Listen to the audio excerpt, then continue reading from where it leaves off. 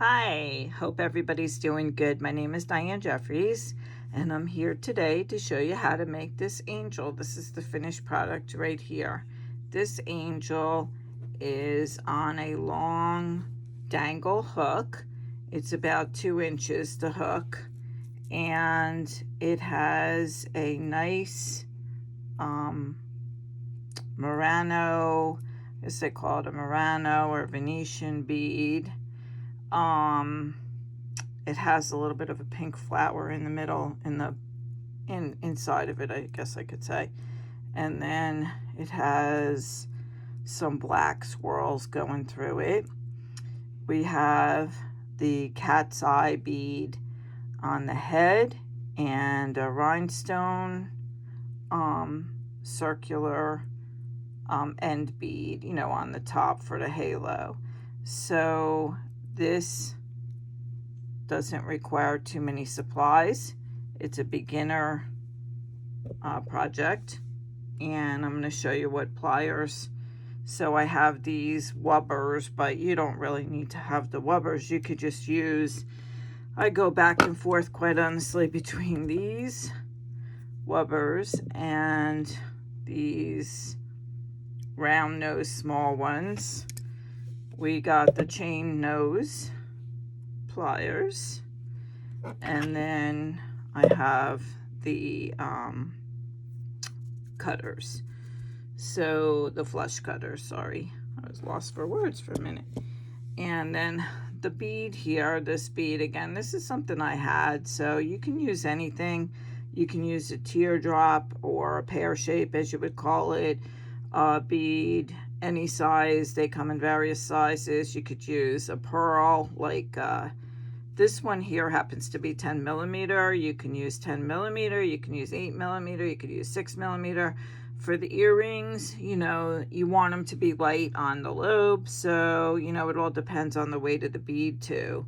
So that's 10 millimeter. And then the cat's eye, the pink cat's eye, is 6 millimeter for the head. Oops, bounced out of my hand.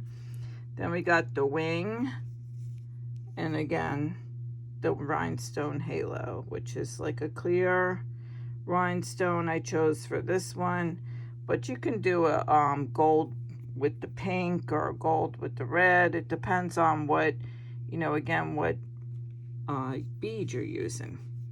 So I chose an eye pin here. The eye pin has the circle on the bottom, and you could do it with a flat pin, which is flat on the bottom. You could do it with a pin that head pin that has a design in it. So it's up to you. This one I'm going to use is the eye pin this time. Okay, so I'm taking my eye pin and I'm just going to stick on the 10 millimeter Murano bead, and it doesn't really matter which way it's facing at the moment because it just doesn't. We're putting it together. Then you're just going to put the wings on, the gold wings. Okay, and then we're going to just put, really easy, right? This is very easy. It's nice. It looks nice when it's done. Here you got the cat's eye. Has that nice white milky streak going through, which is kind of pretty. It catches all the flashes of light when you're outside. It's nice. Okay, so now here, very easy again. I choose to cut I'm going to do a loop at the end, just a single loop. Okay. Some people mark their round nose pliers with a Sharpie so they know where to put it, to twirl it, to round it. What I do is I put my finger like this on the project, and at the end of my finger, this is what I do. You don't have to do this, but this is just what I do. I cut right there. That's enough for me to have the loop the way that I want it for this project and for many of them actually. I snip it there, and that's it. I put that over to the side, and then I come back, and then I'm gonna get, for this one I am gonna use the wubbers. And I'm gonna take the smaller one, and I'm just gonna twirl it. Okay, see, now it came out. good for you to see this stuff, because you know that I can do it just like everybody else, and we all do this stuff. Now I'm going to twirl it and bring it back over a little bit, twirl it some more, and I hope you can see that. I'm twirling it and I pull it out. Okay, see how the loop is bent a little bit there? Okay, we're going to fix that. It just started the formation, and we are going to fix it. So I'm going to hold the bottom there, and I'm going to hold the top here. And now I'm going to take my chain nose pliers, and I'm just going to stick them in the loop right there. I bring it to the end, and you have to be patient with this. Take your finger, your ring finger, and hold the bottom of this part here, the little eye pin, in place so you can get a good grasp, and then hold this down, the rhinestone, and all we're going to do is tweak this just a little bit so that it brought the loop up. Okay, it gave it a nicer shape. And now I am going to use my round nose pliers, these little ones, and I'm going to make it so that it's closed a little bit more. So I'm going to come to the end of the loop here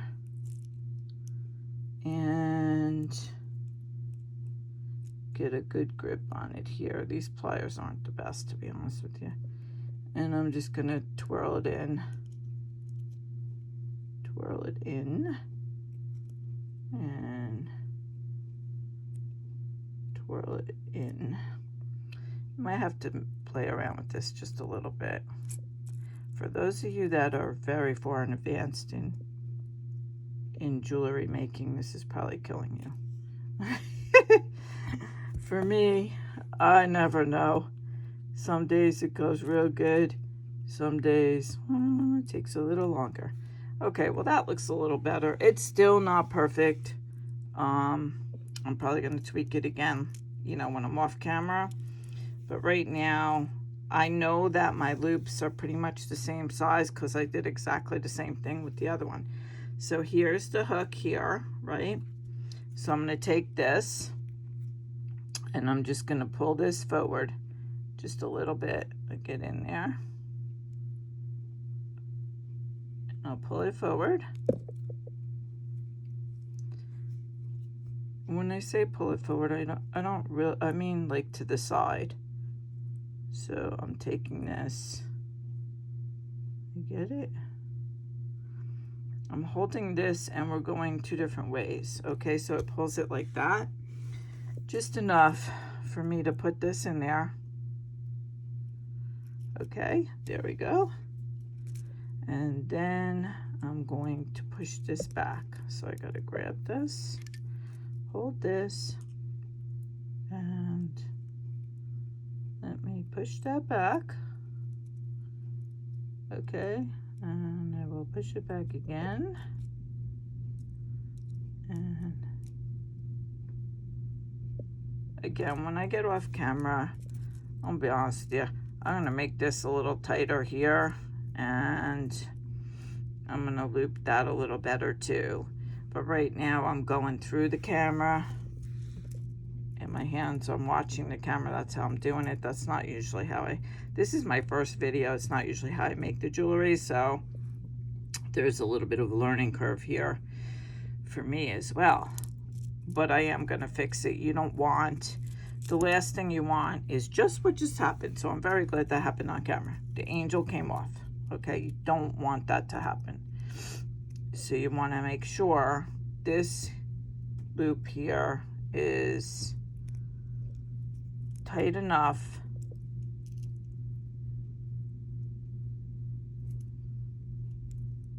that that does not happen, and that's exactly why.